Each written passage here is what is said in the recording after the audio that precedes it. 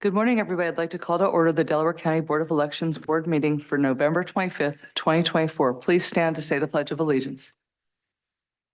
Pledge allegiance to the flag of the United States of America and to the republic for which it stands, one nation under God, indivisible, with liberty and justice for all.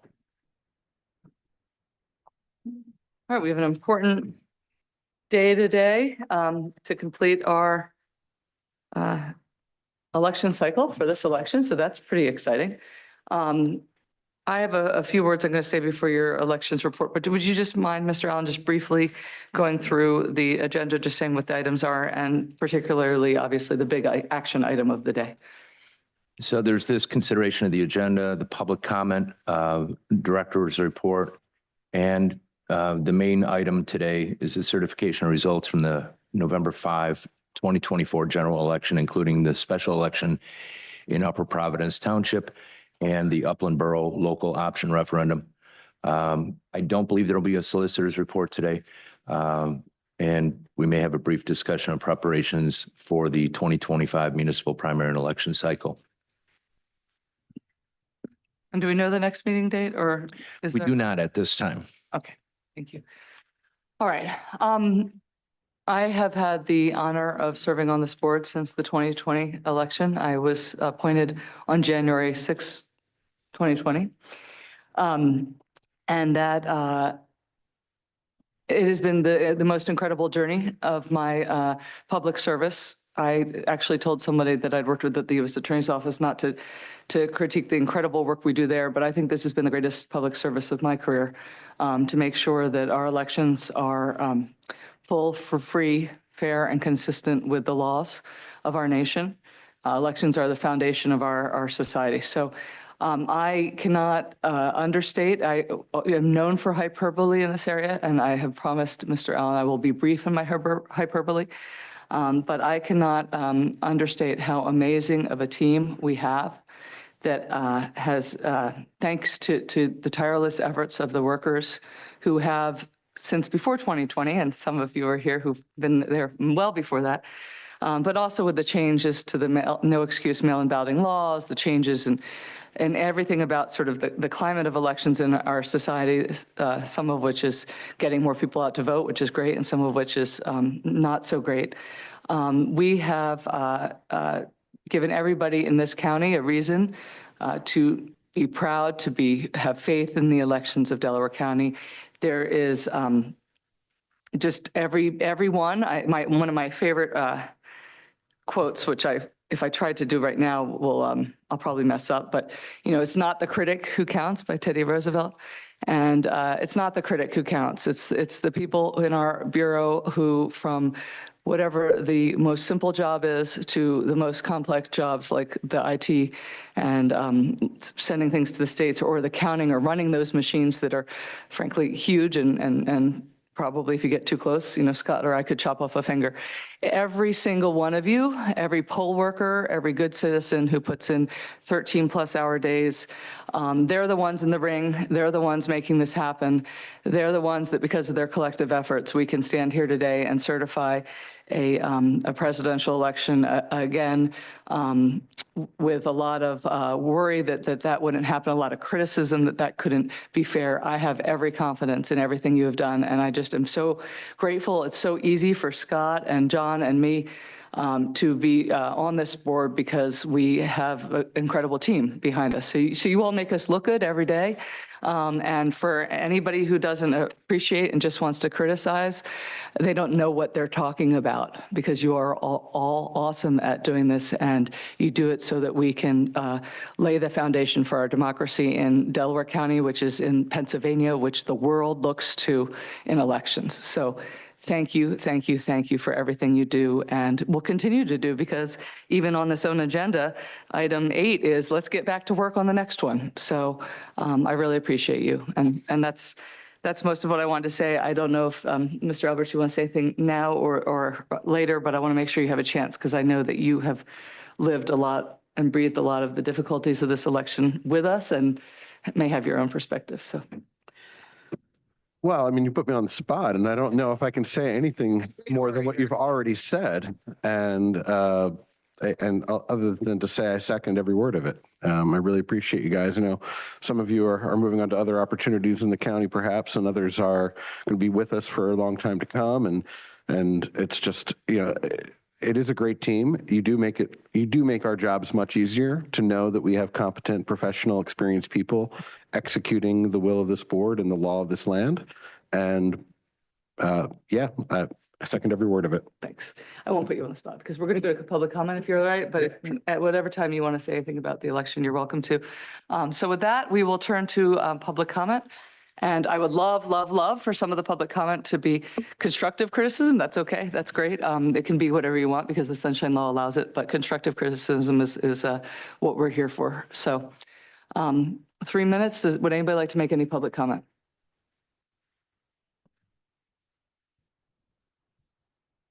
Morning. Good morning. My mic. Morning. I have here a petition for emergency. Sorry, we all know you, but you do need to introduce Oh, yourself. I'm sorry. Gregory Stenstrom, Glen Mills, Pennsylvania. I have here a petition for emergency injunctive relief pursuant to 42 PACS 1531 to delay the certification. I sent this via email to Mr. Parks this morning and the attorneys. I am not a party to this one, unusual, but I am not.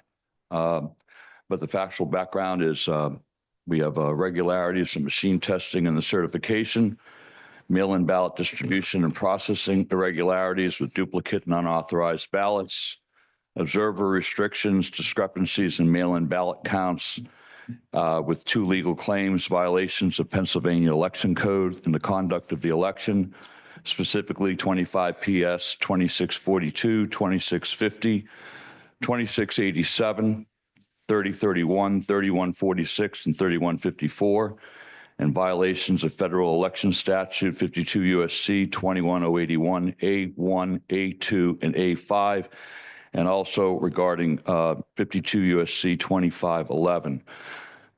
That's a lot. I'm sure Mr. Parks and your counsel will review this. I know 2 of you are attorneys, Mrs. Lunkenheimer and Mr. McLean. These are serious allegations. And while I appreciate your comments regarding serving the public trust, this really comes down to 2 things. Number 1, have you in fact truly served the public trust? And number 2, Mr. Alberts, Mrs. Lunkenheimer, and Mr. McLean, do you truly trust Mr. Parks and Mr. Allen in terms of your futures and your liberty? These are violations that are very serious. Every single violation is subject to fines and 5 years imprisonment per violation. So the question is, have you observed the public trust? And do you trust the gentleman in front of you to keep you out of prison? May I serve this, please? You can provide it up to Mr. Parks.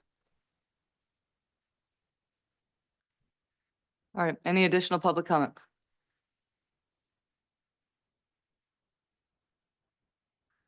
Good morning, Board of Elections. Joy Schwartz from Drexel Hill. I also want to thank election workers of this county for all of their hard work. I'm going to rewind the videotape of this election a little bit.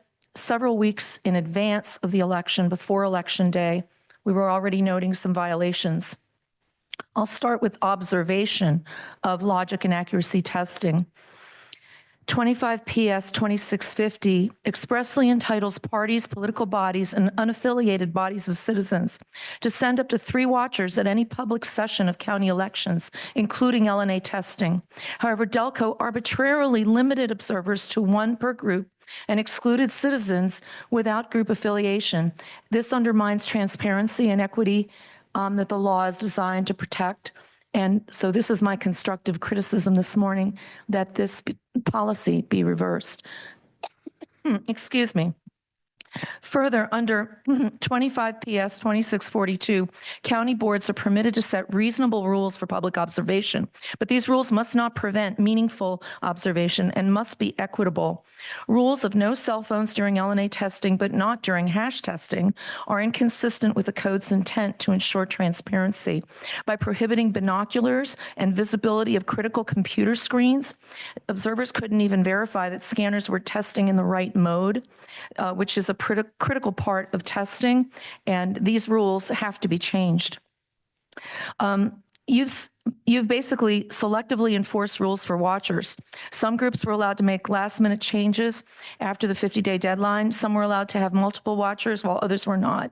I witnessed that Democrat watchers were allowed to have cell phones in bags, while Republican watchers were not. There's no legal basis for prohibiting a watcher from representing multiple groups of candidates, and yet we've seen that those restrictions were applied.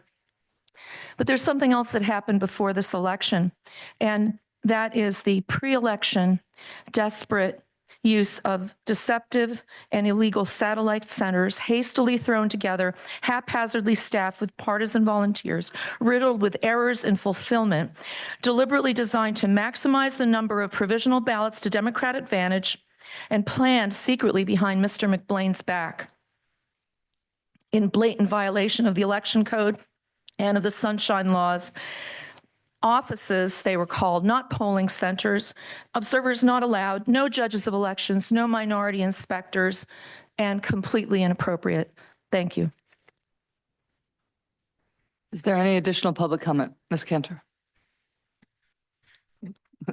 She beat you there. You're next, Mr. Good morning, Donna morning. Cantor, Middletown. I want to say thank you. This election, like the 2020 election, was fraught with political divisiveness. You all worked really hard and your staff worked incredibly hard to make this a fair election. It didn't go the way that my party wanted it to go outside of Delaware County, but you did everything in your power to make sure everyone was heard and that everyone had an opportunity to speak. And you continue to do so with these meetings week after week, month after month, and we appreciate you. Thank you. Thank you. Mr. Rumley? Good morning, board members. Paul Rumley, Springfield. Delaware County's Board of Elections has failed to ensure the integrity of its voting systems. Prior to the election, concerns were raised to the board about the lack of comprehensive testing of voting machines. Those concerns were dismissed, and the county proceeded without conducting the secure build validations and full hash testing required by federal and state law. Post-election findings confirm that the software on only 9 of the 428 machines utilized in this election underwent testing, leaving the vast majority unchecked.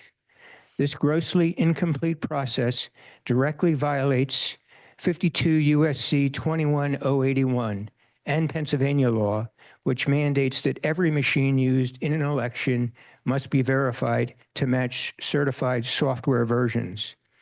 Even more troubling is the county's admission that untested USB drives were used to reboot machines during the validation process. These actions rendered the entire testing process unreliable and undermined the integrity of the election. This means we have no assurance that the voting machines functioned as intended or that they recorded votes accurately. The refusal to test every machine has created significant gaps in accountability and transparency. This is not just a matter of law, it is a matter of trust. Without a full audit and forensic examination of all the machines or a hand counting of the ballots, we cannot be sure that the official election results reflect the true desires of Delaware County residents. On November 5th, you made the decision to proceed with the election without testing every machine. Today, you want to proceed with certification, knowing that you ran yet another election on machines with untested software. These are some of the reasons the public questions your results. This election should not be certified. Thank you. Mr. Alexander? Hey, how's it going? So I'm not even gonna get into whether there's voter fraud or not, or. Sorry, I called you by name, but you do have to say your name and your, Charlie Alexander from Broomall, PA. So I'm not gonna get into the nitty gritty of elections, but let's just talk about behavior. The behavior of the county council, this board of elections, it leaves citizens with reason to doubt our elections. I mean, our county council brings as many people as they can from the Women's League of Voters, from the Quaker Oats they bring out of Swarthmore. They bring them there to kiss their ass and tell them how great they did with the elections, when in reality, there's a lot to be, absolutely horrified about. You had an individual that's up here today threatening elderly women at a restaurant. That's kind of weird. Like, why are we threatening women at a restaurant? Elderly women. Like, that's real tough guy behavior, isn't it? Like, why are you doing that? What are you? I don't know what you're talking about, but are Did you talking about- threaten Pat Mr. Leesdale at a restaurant with, Mr. going to jail? Alexander, the comments are just supposed to be directed at the board, not at our team. okay. Thank you. And you have all sorts of, just reasons that you see two different sides. Like, there was obvious issues with certain people that were doing working the polls, where they were reported, but you don't hear anything about them being adjudicated or anything like that. Like, there was a woman that was definitely reported multiple times that was working out of Brookhaven that was discouraging Republican voters from voting. Like, why isn't that being taken care of? Why does it seem like there's two different ways that people are being treated in this county? It doesn't make sense. You have these polling centers that are set up in obviously Democrat areas, but not in Republican areas. It just seems a way of stealing elections. It just doesn't seem right. And with anybody with common sense, they'd be really upset with how our elections are run here in Delaware County. And we got to do better. You guys have to do better. And it's about time Delaware County does better. For Mr. Alexander and for anybody, if you're aware of any reports of potential illegal activity, I would encourage you to raise them to the board so that we could make appropriate referrals. Thank you.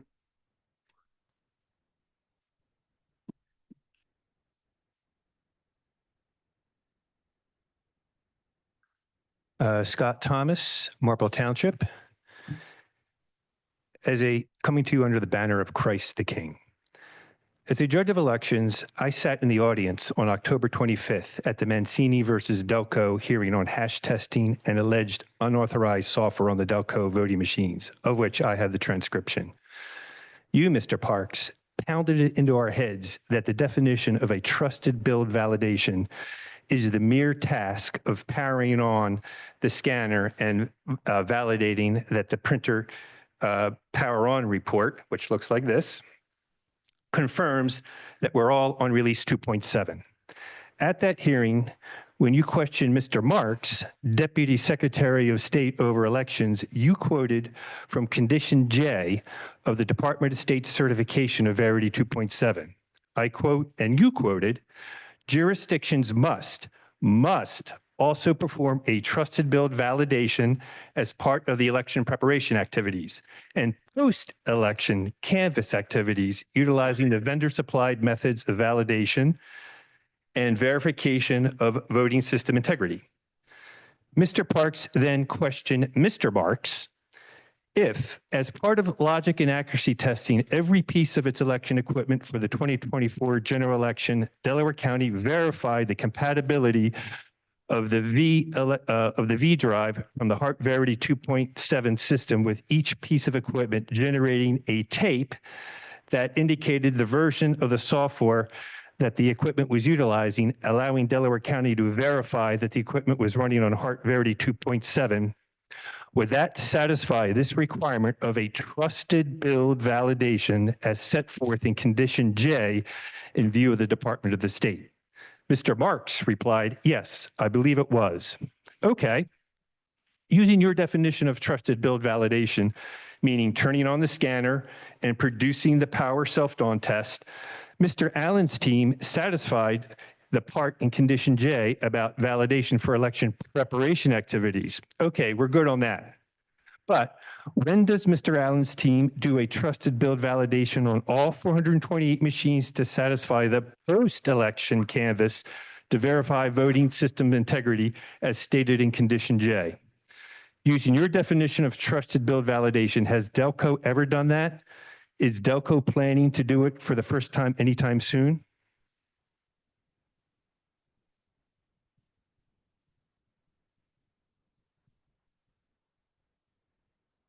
This is not a question and answer session, it's public comment. So if your time is completed, thank you.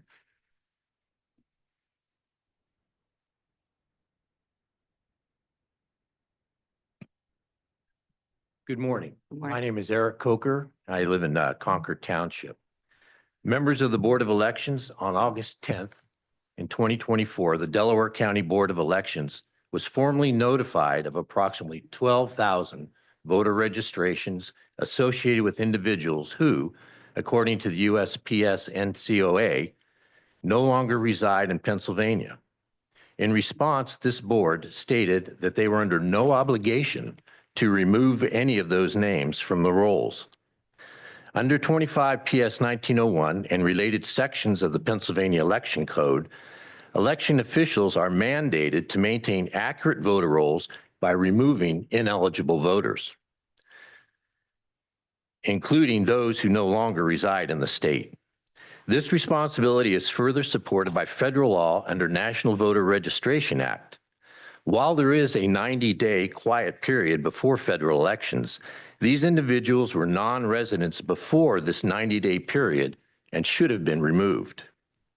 Moreover, Pennsylvania's participation in the Electronic Registration Information Center provides Delaware County with definitive evidence of voters who are registered in other states. Out-of-state registration is irrefutable proof of ineligibility, not merely an address change requiring confirmation. When an individual registers in another state, they affirm their intent to reside and vote there, making the removal from Pennsylvania's rolls a legal requirement under 25 PS 1901. During provisional ballot review after the election, multiple ballots were disqualified for being registered in another county for this very reason. One could go so far as to argue that by keeping these individuals on the rolls, Delaware County was disenfranchising those voters and making their vote, and making their votes in the other states unlawful. You were asked to remove these ineligible voters at a minimum set aside mail-in or absentee ballots cast by these 12,000 individuals until their eligibility could be verified post-election. This precautionary measure was essential in assuring that no ineligible votes were counted, but this request was both ignored and denied. These issues also raise potential violations of the Equal Protection Clause of the 14th Amendment and the Voting Rights Act of 1965, which guarantee elections free from vote dilution caused by illegal or ineligible voting. This election should not be certified. Thank you.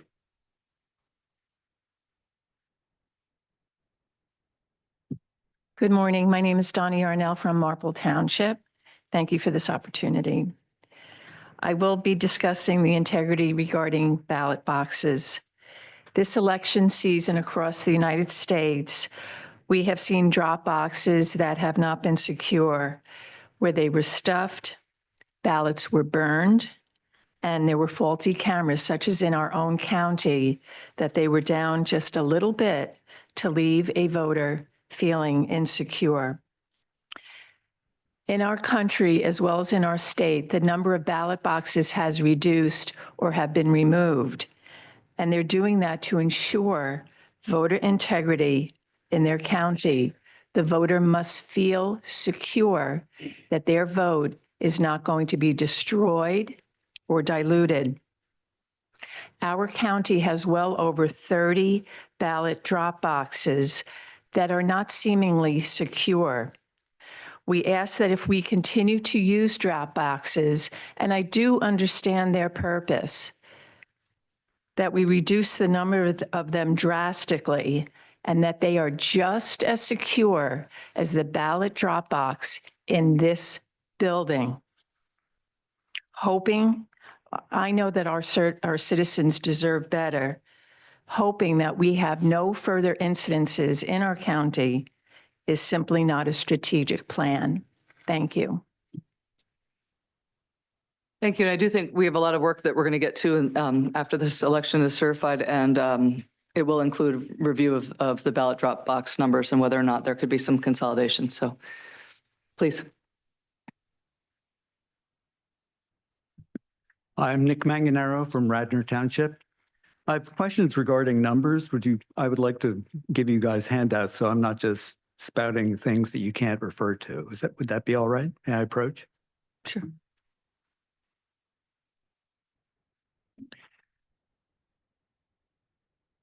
These are the questions?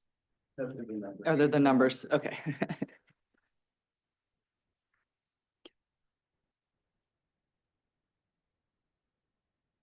Thank you.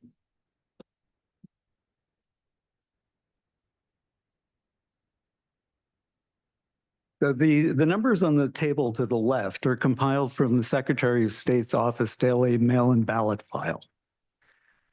To get those numbers, I've accumulated all those people to whom ballots have been sent, whose ballots were returned, and whose votes were recorded, subtracting out those people whose ballots were canceled or declined.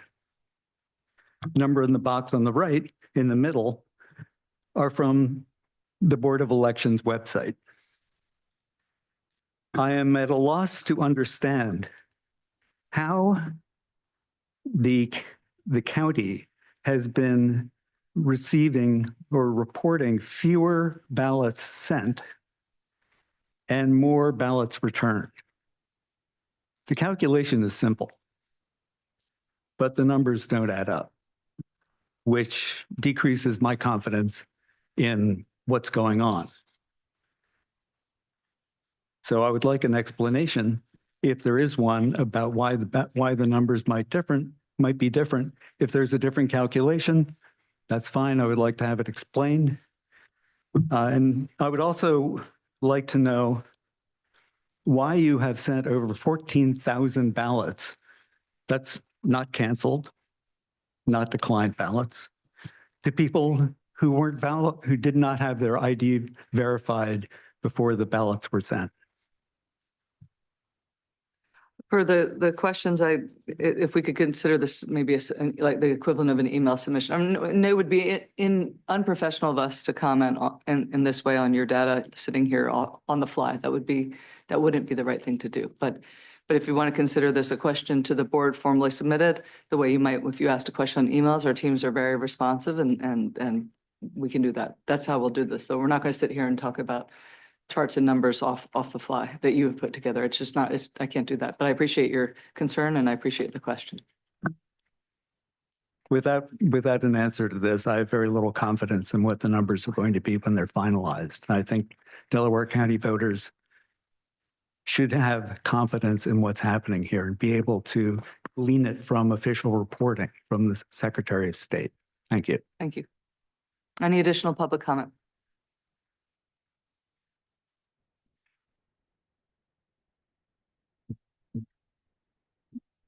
Hi, I'm Kathy Buckley from Edgemont Township, and I too want to thank everyone that spent their time on Election Day, donating their time to be poll watchers and everything else. I too am a committee person and a past poll watcher, and I know what it takes to do an election, and I appreciate everyone dedicating their time to elections. My problem is with the system. Members of the election board, there were numerous letters outlining errors in the issuing of the mail-in ballots to absentee and incomplete addressed voters. Yet with little action was taken or corrected to violate identified.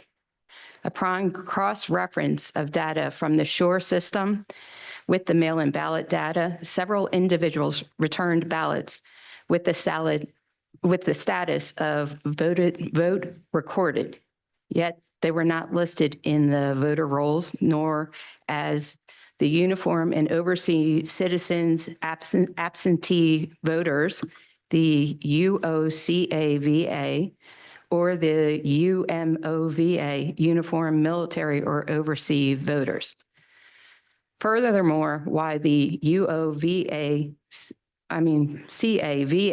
and the UMOVA voters have special provisions, it remains unclear how the specific individuals who are not listed on the SURE system are being tracked and managed with the Delaware County voter registration database, or how their votes are able to be reconnected or canvassed without the existing system. Despite knowledge of you modifying people's registrations currently with different colleges, you have included some addresses and units, but there are some voters that are on the board, that are on the rolls that do not have adequate addresses. They don't have a permanent structure. Throughout the correspondence, voter registration using post office boxes and residential addresses are also provided, which are prohibited under Pennsylvania election law. According to 25 PA Section 1329A, voter registration and applicants must include the applicant's actual resident, defined as a fixed domicile.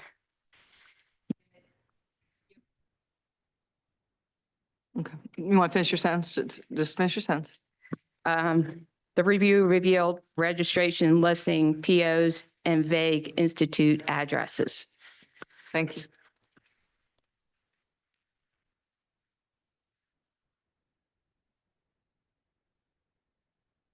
Good morning. Good morning. Chris Fabre, Upper Darby Township. Members of the Board of Elections, this past September, multiple communications were provided to you that included evidence demonstrating that mail-in ballots were issued and counted for individuals who no longer reside in Pennsylvania and are registered to vote in other states.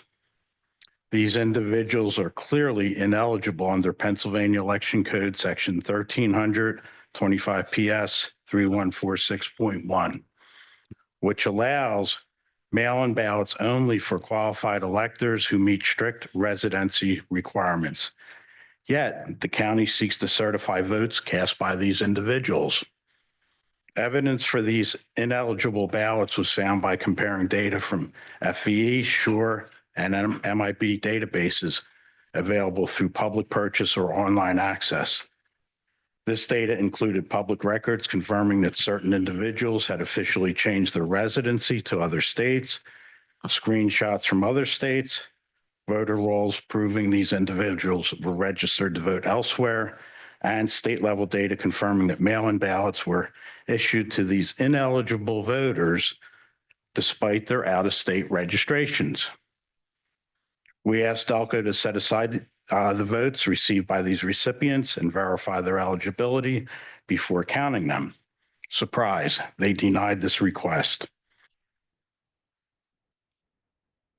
After the election, we provided proof that some of these individuals were still registered to vote in other states while having their MIB counted by the county.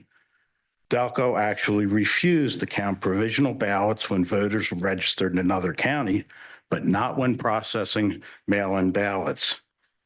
The county has not provided a reasonable explanation for this decision, nor has it demonstrated adherence to the verification protocols required under 25 PS 3050. Instead, requests for transparency about these processes have been met with silence or deflection. What makes this situation even more troubling is that the county's actions violate not only other state laws, but also the principles of fairness and equity enshrined in the Equal Protection Clause of the U.S. Constitution. By counting ineligible votes, the county has effectively diluted the votes of lawful Pennsylvania residents. This is not merely an administrative oversight. It is a breach of fiduciary duty by those tasked with upholding the integrity of our elections. The certification of these votes also raises serious questions about the county's compliance with the Help America Vote Act, which mandates accurate voter roll.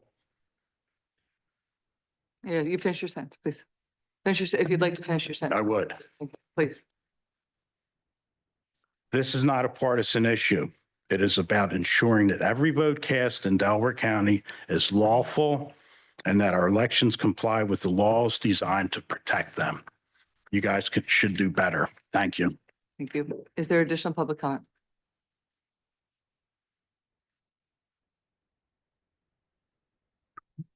Hi, my name is Laura Lewis. I live in Radnor Township. On Election Day, authorized representatives at the Wharf in Delaware County documented the processing of mail-in ballots, MIBs. Their observations revealed significant discrepancies between the number of ballots visually counted during the day and the totals registered by the county's tabulation system. By the end of Election Day, Delaware County system had recorded 87,248 MIBs processed. However, observers estimated a maximum of 67,150 MIBs, even when assuming all trays were at full capacity. When adjusting for the observed average fullness of trays, 86% for dark green trays and 66% for light green trays, the estimated count drops below 57,000 ballots. The day began with observers counting MIBs in various types of trays. Aqua trays were observed as their MIBs were unloaded onto the sorter. Dark green and light green trays were meticulously counted as they entered the space occupied by the ballot processing machines, and again as they were unloaded from racks and transported to the slicers. Ballot counts from numerous trays were determined when the trays were unloaded to the slicers and individually ejected after being opened. Throughout the day, observers recorded these totals using visual estimates and spent hours corroborating them with the video footage that was available. Despite these efforts to account for all ballots observed, the recorded total of MIBs exceeded even the most generous observer estimates by 29%. When factoring fractional capacity of trays, this discrepancy increased to 55%. 55% more ballots were processed by the machines than observed processed by authorized representatives at the Wharf. Additionally, there was a significant gap between observed ballot deliveries and the public record of MIBs received on Election Day. This is not something that would have been noticed by anyone working at the Wharf. Everyone there was doing everything they could to do things correctly. Given the magnitude of discrepancies observed, it's hard to see how Delco can certify the elections until these issues are resolved and the integrity of the ballot counts is confirmed. The machines at the tabulation center should undergo a forensic audit, and the MIBs should be hand counted to ensure that the results reported by the tabulation center represent the MIBs received and processed. I don't feel you should certify the election. And then I was asked to give this to you. Thank you.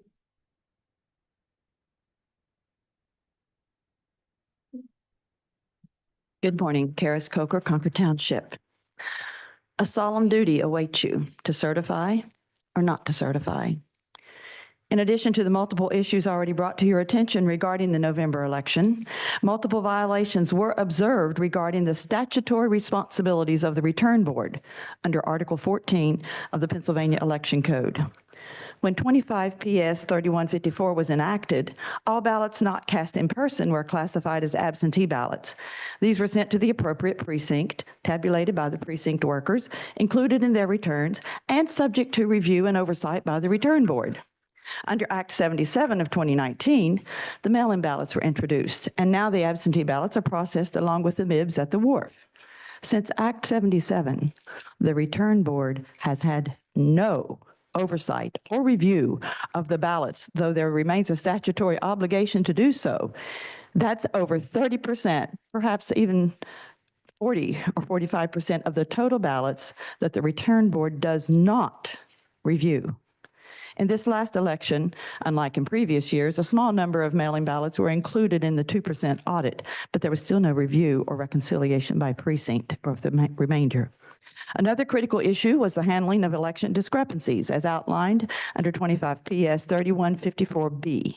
The law requires the return board to independently investigate discrepancies, such as when votes cast exceed the number of registered voters, or as when precinct tapes from Yaden were found mixed with Sharon Hill 3 tapes. In Radnor 2-1, a significant number of remitted ballots were reported without explanation or resolution. Election officials reconciled the discrepancies internally, bypassing the independent oversight of the return board. Observers have faced difficult and significant restrictions hampering their ability to perform oversight duties. They were confined to areas unable to observe computations audibly or visibly, violating sections 1402, 3, and 4F of the Pennsylvania Election Code.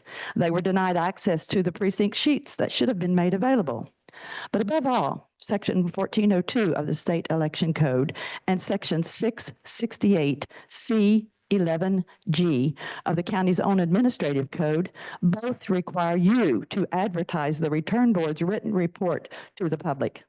The law clearly stipulates that those who do these computations are to sign, attest, and publish their findings. This has not been done for several elections now. How can you certify without a written report of the return board's findings? How can you not allow the public to see the reconciliation sheets from the return board? How can you certify this election? Remember your oath. Do you want to speak? I think the gentleman behind you also wants to maybe, but go ahead. Come on. My name's Elaine Weaver. I live in Upper Darby Township. This is my first meeting in this county. I don't have any statistics, facts, or historical data to add. However, ma'am, you began this public forum by asking for constructive comments. The past elections were shady. The actions I have seen caused me to take a longer and closer look at those facts. The fact your party did, as you stated, not win this election does not change the fact that we, the people of Delaware County, deserve a fair election. My eyes have been opened by you, and all of your behavior has caused me to feel very insecure in that fact and unsure of the validity of these elections. My constructive comment for today is to do better. Thank you.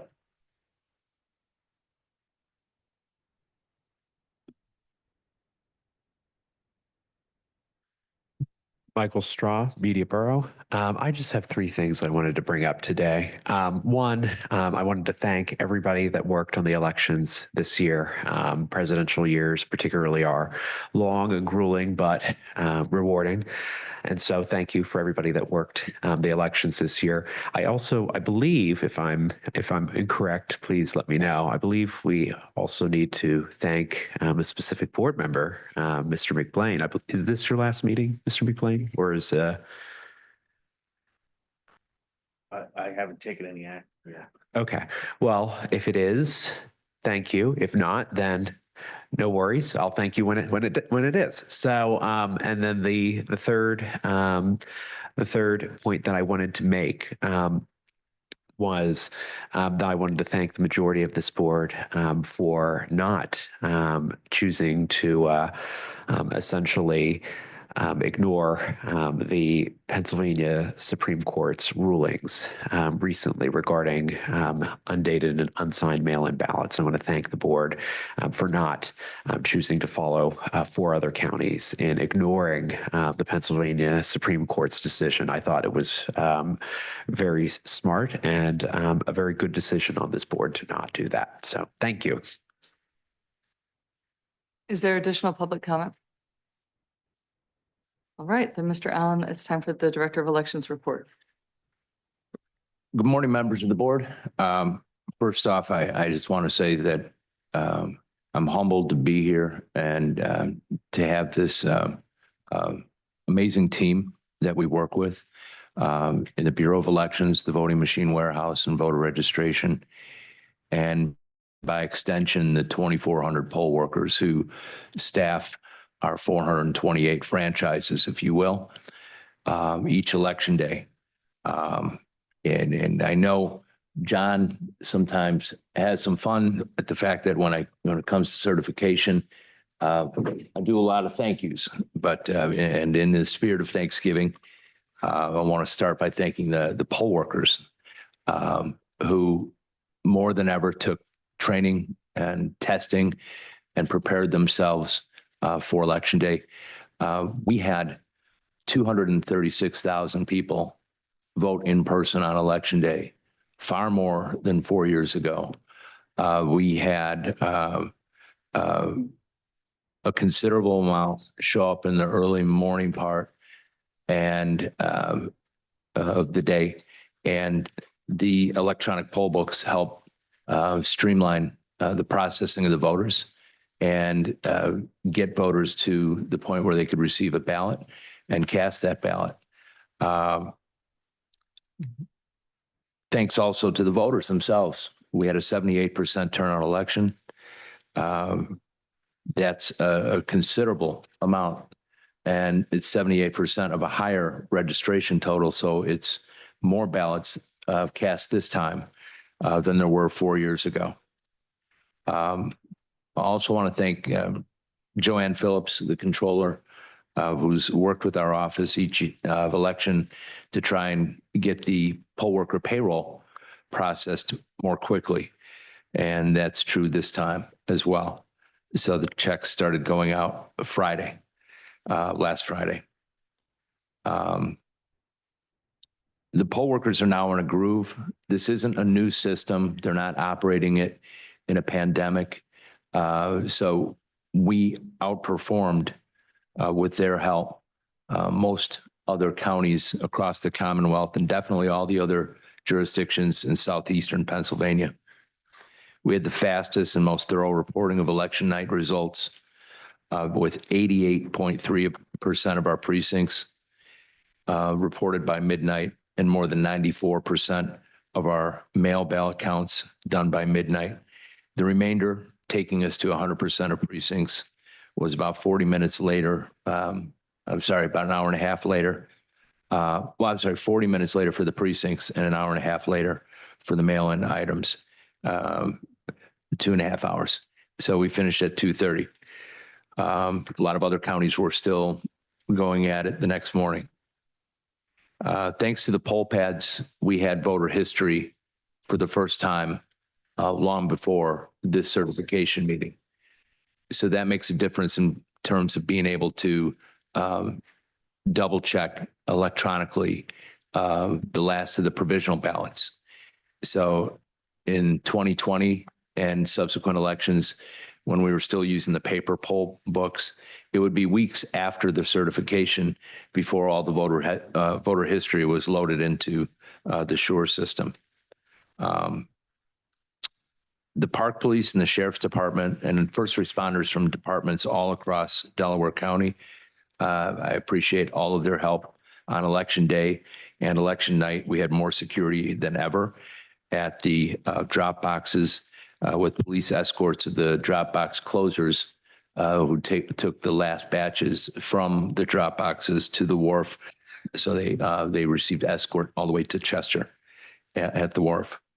The Bureau of Elections in Chester, this was easily their best performance yet.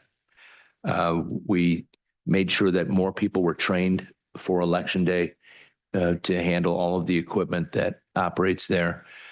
We had more familiarity with it.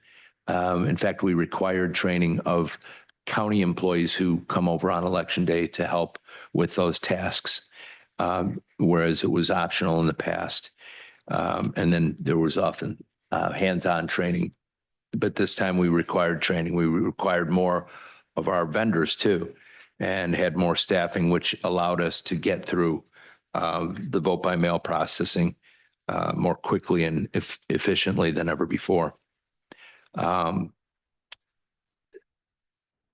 The voting machine warehouse successfully tested each and every piece of equipment before Election Day to make sure that our voters would not run into problems. In the rare instances where there were one or two pieces of equipment that had to be replaced, there were contingencies in place to make sure that voting continued. But every ballot was appropriately scanned. Every scanner was appropriately tested long before Election Day. I would like to invite Mary Jo Headley and Amy, I forget your last name, I'm sorry, to speak on behalf of the Return Board at this time.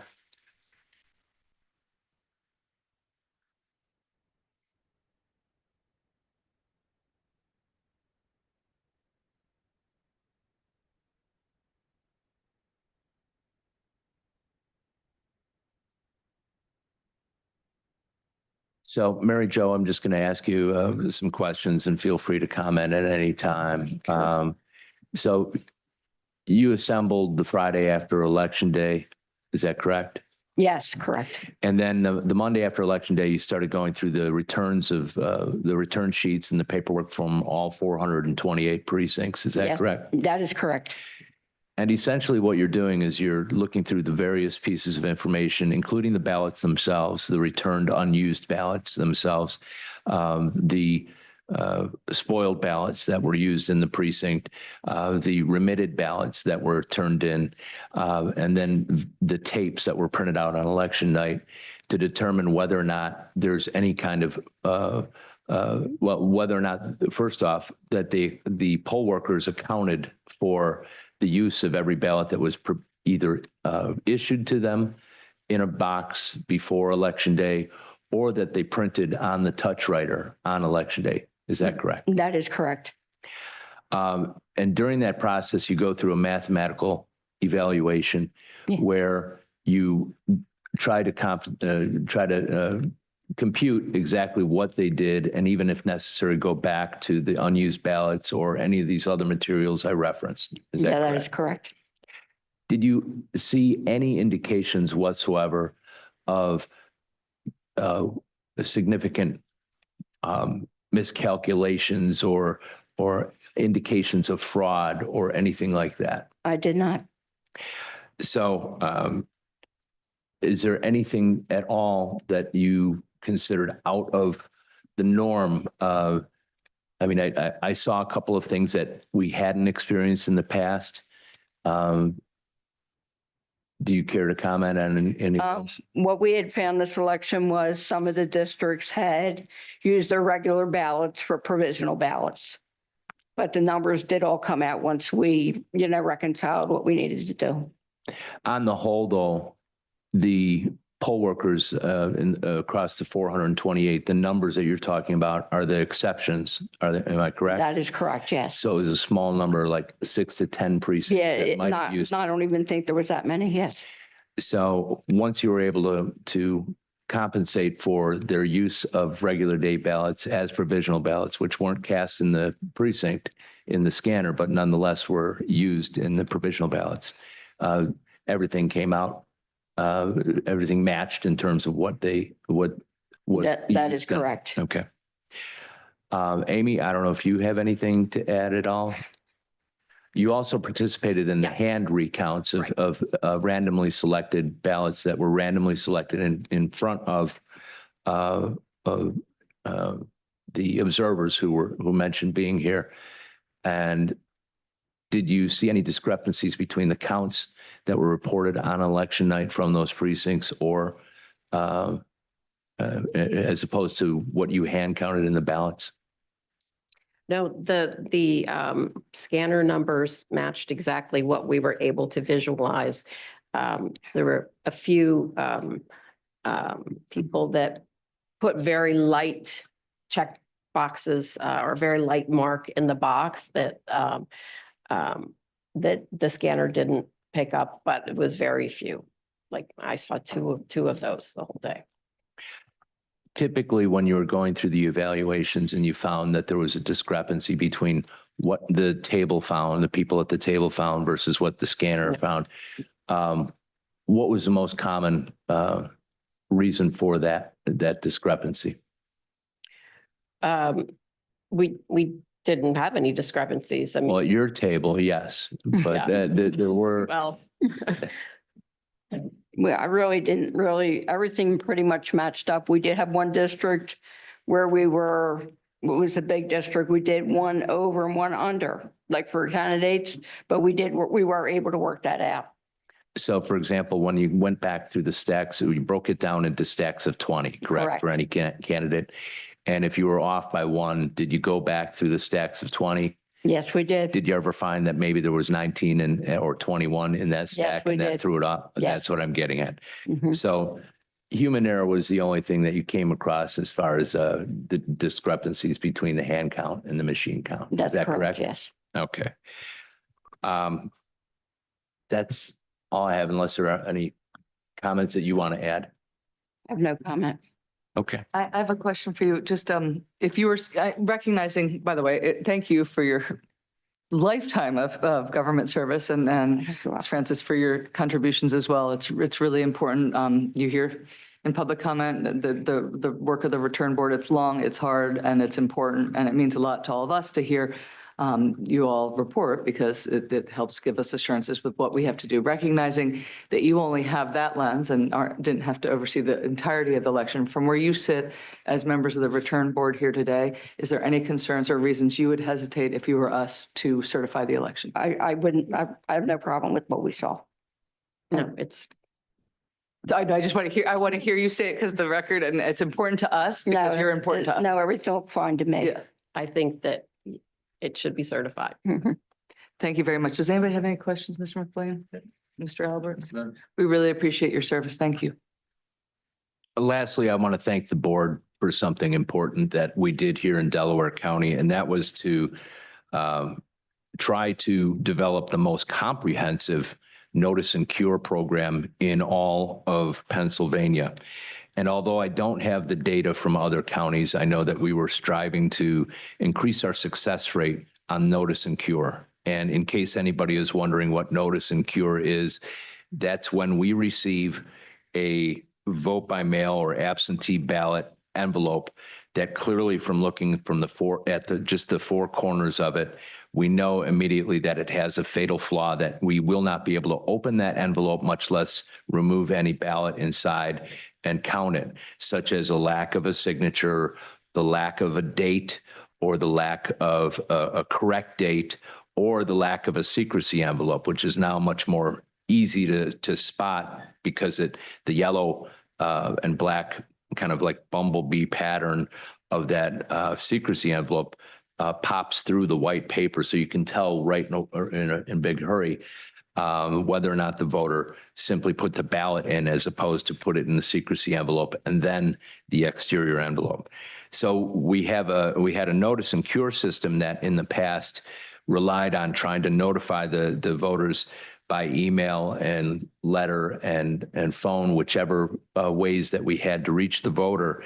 And this past summer, after looking at a system that they used in another county, we took their program and refined it. And that is when we saw that fatally flawed envelope, we immediately canceled it, issued a replacement while also notifying the voter.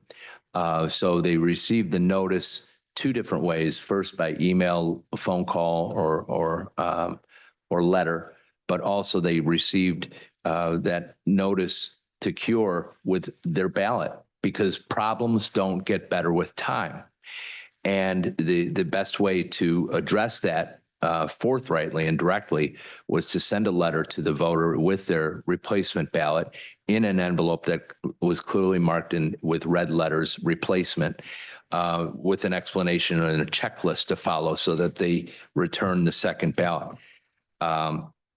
So with that, we had, of the people that we were able to notify by mailing out a new ballot, we had an 86% cure rate, which compares to the typical cure rate of about 30, 40%. And in the county that we studied, 60%. We were hoping to get 60%, but we hit 86%, where the voter was able to either replace their mail-in ballot, which was most of the time 645 cases, or vote at the polls, which was 19 of the cases, or voted provisionally, which was 47 of the cases. So, and then there was a smaller subset of people that we did not have time to mail it out because their initial ballot envelope only arrived on November 1 or later. But even there, we had a 34.8% success rate between November 1, which is just 4 days before Election Day, and the ones that arrived during the day, November 5, who we still had time to contact.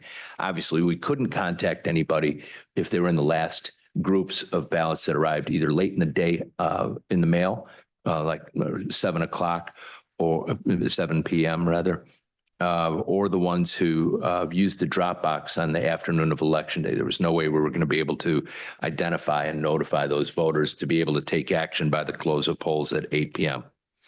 Lastly, I want to add I'm that, going to pause there and just, Okay. it's awesome. oh, Right? thanks. I mean, there's about 700 people who had flaws in their mail-in ballots where if they had been at the precincts, they would have been able to maybe get fixed, right? Because they wouldn't have scanned right, or they would have gotten a notice from the computer that there was an overvote or undervote, whatever it is. And here we have 700 or so people who were able to make sure that their mail-in ballots were perfected before Election Day, so their votes counted, as opposed to what we had in the past, which they wouldn't have been counted. That's awesome. That's awesome. Really, really, really great job, everybody. Thank you for enacting that process so well. It's those 700 people won't necessarily know. They might know. They might not recognize that what you did to make sure that their voice was heard and their vote counted. But individually, although I guess maybe they do because they sent it back in. But if you don't get thanks from them directly, get thanks from us. That is a great accomplishment. I really appreciate it. Well, it's a credit to Laureen Hagan, who couldn't be here today because of family commitment, and Karen Brooks at the Wharf, who headed up that notice and cure process. And it was highly successful. And so Tell them as well that it's just awesome. thank you.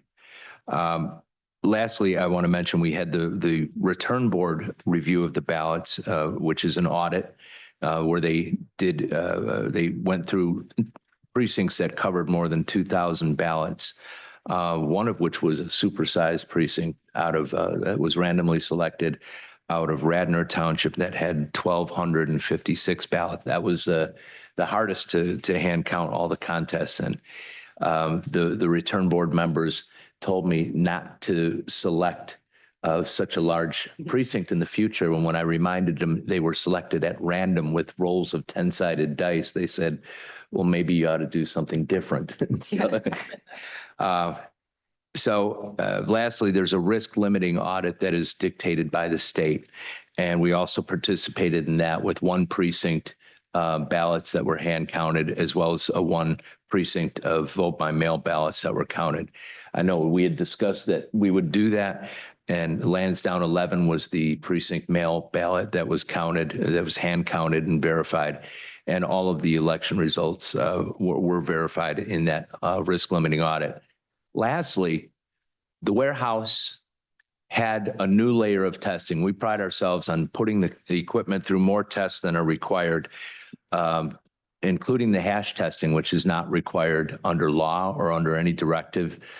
We perform it as an active show of trust and a demonstration of our commitment to making sure that the equipment is operating on the correct software. We perform it on all of the servers that operate at the Wharf that ultimately affect the tabulation of all of the results from the precinct scanners, whether we randomly select 2% or if we were to do 100% of them. So all of the equipment that handles the election results is 100% tested. But this year, what was new is that on day one of logic and accuracy, there was a power outage. So we even got to test whether or not the backup batteries and the scanners and the touch writers actually would be able to work on Election Day. And so they had the power outage, right, Jackie? And it lasted about 15 minutes. They finished up the precincts they were going on, and then they evacuated the building. And then the power was restored. So we even tested for that. I think that's a new one. I've been in the election business for 18. You don't need to make it irregular. No. But that's No, great. and it was not planned with PICO by any stretch of the imagination. So anyway, with that, I'd like to, I'm very pleased to be able to ask the board to certify the results of the November 5th, 2024 general election, including the special election in Upper Providence Township, the 5th District, and the Upland Borough local option referendum, which was to authorize the issuance of liquor licenses in that borough. All right, thank you. I think we add, though, the audits now, we can add to the list of audits when you say we have been audited and audited and audited, and we've hand counted and verified the results, Mr. Allen, which we've done now in so many cycles that we're here again with the same, everybody says, have you done it? Have you hand counted? And the answer is you did for some as a sample and randomly selected, perhaps not the one you would have preferred in terms of its size. And they validated again. So just awesome. We're batting 100% here. And We also got about 70% of the way through a recount yes, for the U.S. Senate. I was wondering if you were going to mention that or not. I'm sure that there are people here who that experience the pain also of it. verified what the parts that we did finish, those results were being verified as well on the precinct level. And then we got through about, I want to say about half of the mail. We didn't get to the provisionals or the UOCAVA, but everything was already verifying before that was canceled by the Department of State Thursday evening. Great job. All right, Mr. McLean, do you have any questions? No question. All right, Mr. Alberts, do you have any questions? No, I don't have any questions. If you're prepared to entertain a motion to. Yeah, I am. I guess my one question then for Mr. Allen is simply, do you, from where you sit overseeing the entirety of the election process, have any reason that we should hesitate to certify this election that you've identified? Absolutely no hesitation whatsoever. I want to commend the staff and the poll workers again. This was the most intense in terms of turnout election going back before 2020. And yet it was election administration wise, it was the smoothest that we had, even with the redistricting in Radnor Township. I'm grateful to the township in helping us communicate with all the voters there, but we did not have complaints of people, showing up at the wrong place. We even had people positioned with equipment in Radnor Township at the two sites that formerly were used for polling places, and they did not have much to do all day because voters knew where to go. We sent them 3 mailings. We did a lot of things exceptionally well with the help of a lot of partners across the county, whether it was law enforcement or Radnor Township or various other groups that have contributed their time and thought and energy to this. All right, then I think it is time to entertain a motion. I'd like to move to accept the recommendation to certify the general election of November 2024. Should we do it all in one vote or do they? Also noted, there's also the special election and the ballot question. And there we go. I'd like to move to certify the results of the November 5th, 2024 general election, including the special election in Upper Providence Township and the Upland Borough local option referendum. Second. All right, any additional any discussion that we should have, Mr. McLean? Mr. Alberts? I would just like to thank Director Allen for responding to, in the substance of his address, so many of the concerns and critiques that were leveled. In regards to the certification, I would note that most of the folks who leveled them have left the room and that we've addressed these critiques many, many times over the past several years. So I do appreciate taking the time to point out the steps that were taken to get to this point. All right, then with that, all those in favor of the motion as presented, say aye. Aye. None opposed, that motion passes. All right, Mr. Parks, anything to report? As the board knows, we had a busy month of October and November with activities in the courts and are undefeated in those cases. Courts have uniformly rejected the challenges that were raised and the assertions inaccurate, though they may have been against this board or the election functions in this county. And so that is all the more reason to have absolute confidence that that this board is doing the right thing in certifying this election. Thank you. I'd like to congratulate you too, because, there was one day last week where the people who have filed lawsuits went 0 for 14. I mean, they're 0 for overall, but I've never seen them go 0 for 14 in one day. But who's counting? Mr. Allen is. It I was a am. lot of work. And so I'm thank you to everybody for the team and our excellent legal representatives. As a lawyer myself, sometimes it's hard to sit there and be quiet, but when I hear you all represent us, I know that I can because you do excellent work and so do your colleagues. So thank you. All right, what are we going to do now? We're going to just all eat bonbons and lie on beaches, or are we going to keep going? Do you have a specific beach in mind? Do you have bonbons? I mean, what are our options? The shore is a little cold right now, so I don't know. Mr. Allen, what are we up to next? I think we got an exciting. We're going to be taking steps to move to consolidate 100 precincts that are 2 precincts that are voting together at the same location already, down to 50 precincts ahead of the filing period for the municipal election. So we're going to be taking that step. That's a long overdue step. I won't belabor the history, but just to give you some idea, Montgomery County has 50% more voters than we do. They have 600,000 compared to our 400,000, and yet they have 2 fewer precincts. This is a project that is so long overdue. It defies why it hasn't been done over the decades. But I'm very pleased to take on this charge. We've accomplished much in terms of training the poll workers and in terms of making sure that the voting equipment function properly, in terms of streamlining the whole process here when they're returning the results. And now it's time to remove the budgetary and administrative hassle that is having far too many precincts that are micro in some cases, that have as few as 150, 200 voters. And it's time to consolidate those so that we have one precinct that has 1,200 or more voters. Well, I'm excited to do that work with you all.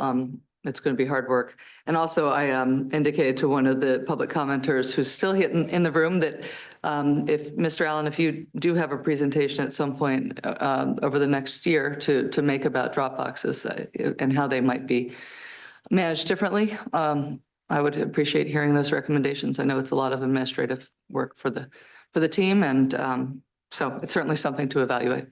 We have reduced the number of drop boxes since I've arrived here by approximately 10%.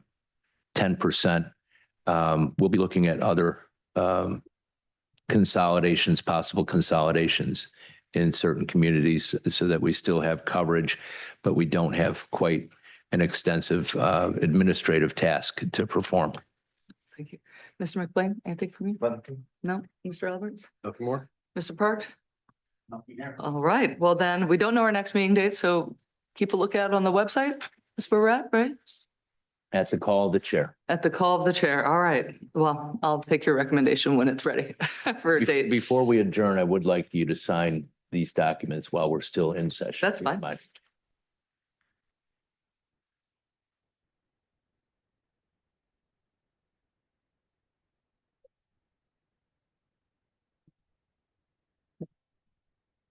Got a new pen I was just given from development person from my old school. I do like it. He's good. Look at John's signature is really good. Mine's really bad. My pen is not even able to work. Where do I make my mark?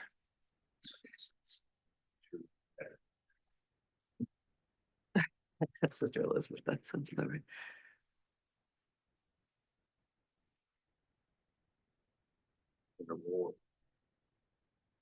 How many times did you get hit?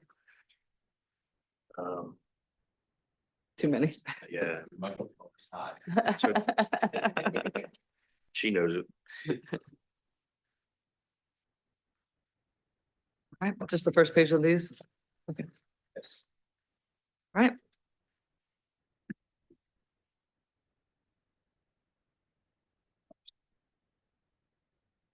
About my signature in preparation for what I soon to be a career in professional baseball.